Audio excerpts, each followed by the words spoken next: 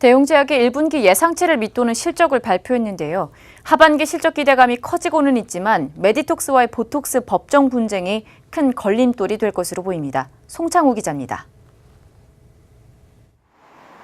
대웅제약의 1분기 매출은 2,195억 원으로 지난해 같은 기간보다 소폭 늘어났지만 영업이익은 80억 원 수준으로 18%나 줄었습니다.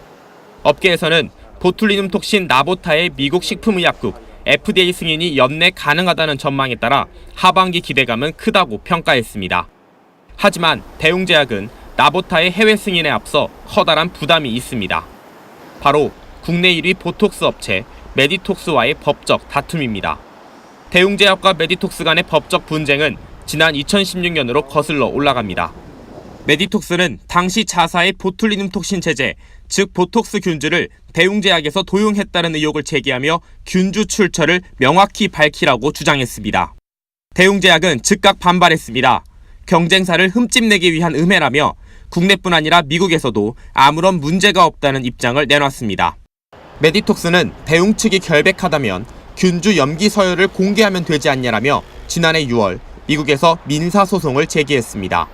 미국 캘리포니아주 오렌지 카운티 법원은 한국 법원의 판결을 따르라는 판단을 내렸고 메디톡스는 곧장 서울지방법원에 대웅제약을 상대로 손해배상 소송을 접수해 현재까지 재판을 이어오고 있습니다.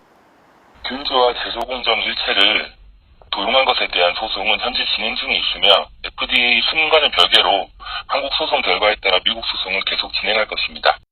그러나 대웅제약은 오늘 보도자료를 통해 국내에서 최종 판결이 나오면 소송은 완전히 종료되는 것이기 때문에 동일한 사유로 미국 법원에 소송을 다시 제기하는 것은 불가하다는 입장입니다. 하지만 국내 재판 결과가 대웅제약 측에 불리하게 나온다면 출시 4년 만에 미국 FDA 승인을 앞두고 있는 나보타의 미래도 결국 불투명해질 것이란 전망입니다. 나보타의 FDA 연내 승인이 가시화되면서 대웅제약에 대한 기대감이 커지고 있다는 평가가 나오고 있지만 결국 메디톡스와의 법적 공방이 끝나봐야 상황을 알 수 있을 것으로 보입니다.